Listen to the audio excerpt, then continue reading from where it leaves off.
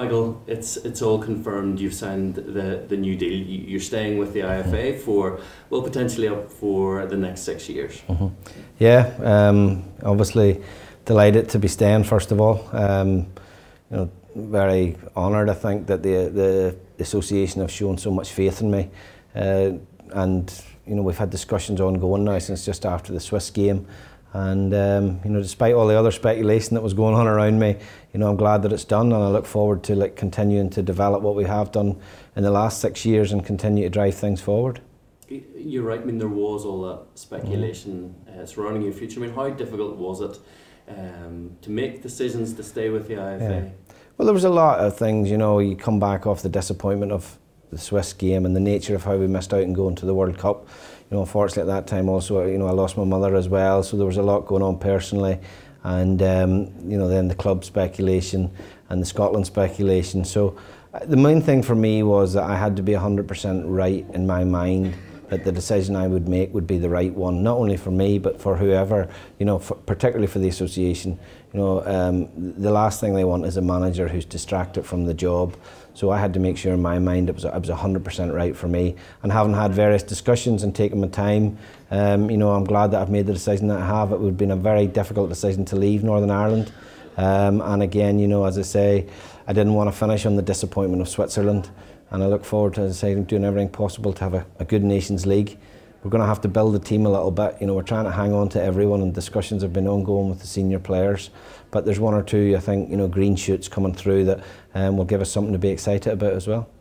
And with the new contract and with the long-term nature of it, obviously you recalibrate goals, you recalibrate target, and I'd imagine you've mentioned the Nations League, but 2020 is right at the top there.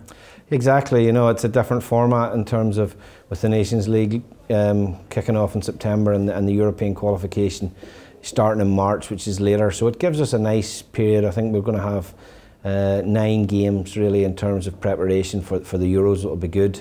We want to do as well in the Nations League as possible. It's a new competition, and we want to try and obviously win the group with Austria and Bosnia, because it will push us into League A and also give us the opportunity of a qualification pathway to Euro 2020 as well. But I think having been in France and had the experience of France, and then have going so close to go to Russia, this is where this team is at, and this is where we want football in Northern Ireland to be at. This is where the national team has to strive to compete all the time. It's very difficult as a small nation to maintain that, but I do believe that we can maintain it. And you rightly say, Euro 2020, Qatar 2022, and we're building a team and obviously trying to build on the success that we've had to date.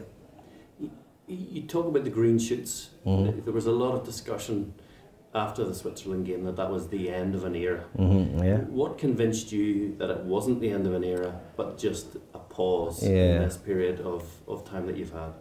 I think just mainly the conversations I've had with the players, to be honest. It was a very emotional night for the players, and I don't think I've ever felt as close to the players or to any group of players as I did on that evening. And they were pretty adamant, that they wanted me to stay. They certainly didn't want me to go to Scotland. And good conversations with Johnny and Stephen in particular, Gareth, Chris, the boys in Aaron, the boys that you really have had fantastic international careers, and have had the best part of their international careers in the last 4 years.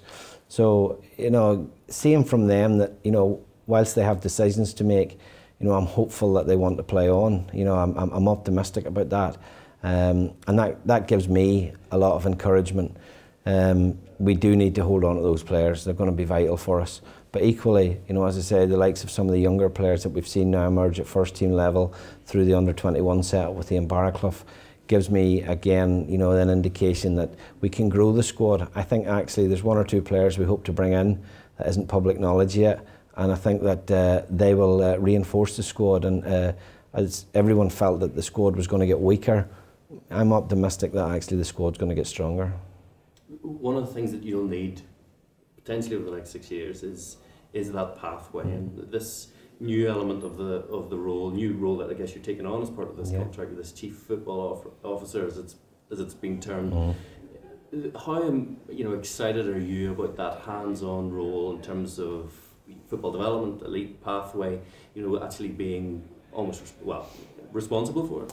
Yeah, very excited. You know, it's one thing that I've looked at very closely. You know, everyone, you know, a lot of international managers, and when you go for guidance, the older international managers tell you just concentrate on the 10 games, win as many as you can, and see where it takes you. But I've never really felt that that was the job for me. I've always tried to get involved with the younger age groups. And, you know, I'm concerned that the pathway for young players here in Northern Ireland, the opportunity to play through and go to England is getting increasingly difficult for them. We also see a number of our young players not lasting very long in the professional game in a very tough environment. So we have to look at that closely, see if there's another alternative that we can offer them to do that. And equally, we have to look at our domestic league, because, you know, we can't underestimate, you know, the likes of a Stuart Dallas who came through that pathway, Liam Boyce who's come through that pathway, Gareth McCauley. Myself as a player, I came through that pathway. So, but the Irish League hasn't produced enough players for us that have gone on to be international players, and that's something that, again, you know, I hope to have some influence on. We need the support of the clubs. We definitely need the support of the clubs. We need the managers and the people that run the clubs to, you know, look outside the traditional model and see how we can improve things. And you know, a strong national team is good for football in Northern Ireland, and you know, if it helps to improve the domestic league as well, then that'll be a positive also. And just finally, you spoke at the homecoming about how you had a very passionate speech after the Euros about how you wanted every young boy and girl in Northern Ireland to dream of wearing that shirt, and I imagine that's still something that you're as passionate about now as you were then. Absolutely, and even more so. You know, I know we do an awful lot with the younger age groups at Club NI, and we want to develop that further. We want to make sure that we continue to give the young kids the best opportunity possible. But we want, you know, again, a successful national team feeds right down through every age group. It feeds down into parents and kids, boys and girls, who then, you know, obviously aspire to be international players. You know, they will aspire to be Johnny Evans and Stephen Davis and Chris Brunt and people like that. And it's very important for me that we continue that. You know, we've constantly fought this battle on eligibility with the Republic of Ireland, and I think it's a battle that we're winning, to be honest. I think that, you know, the young players now, they want to play for Northern Ireland. We have a fantastic stadium, a fantastic atmosphere. Why would you not want to come here and play? And, you know, we have to hold on to that. We have to continue to, you know, appreciate the position we're in, but equally we have to do everything possible to hold on to it. You know, we've been ranked as high as 20th in the world, and for a nation of our size to be in that position is fantastic. But equally, we want to maintain it, and we want those young players to come through. You know, we see players come through and play international football at a young age. I personally played for Northern Ireland at 18 years of age, and I want young players who are now at the age of 12, 13, 14 to think that way. You know, I look at players in our system like Ethan Gilbraith and Sam McClelland.